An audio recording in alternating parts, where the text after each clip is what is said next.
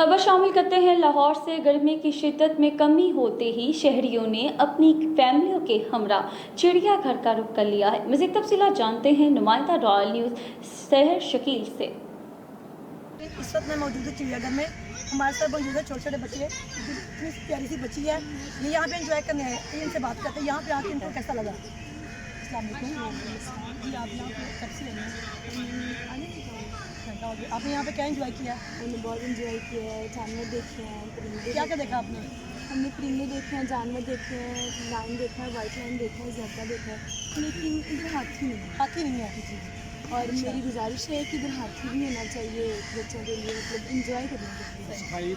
और सफाई जो है वो इधर नहीं है, बहुत स्मेल आ रही है, बहुत गंदगी है, बस सफाई होनी चाहिए। रेखा मुझे जगह का काम नजर आ रहा है, डेढ़ हो रहा है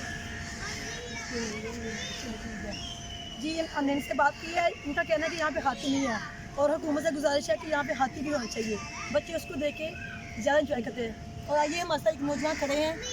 अस्सलाम वालेकुम, आप यहाँ पे अकेले आए हैं? जी मैं अकेले आया हूँ, तो मैंने कहा था मौसम आप अकेले इंजॉय करने आए हैं? आपने यहाँ पे क्या enjoy- आप यहाँ पे इंजॉय करें?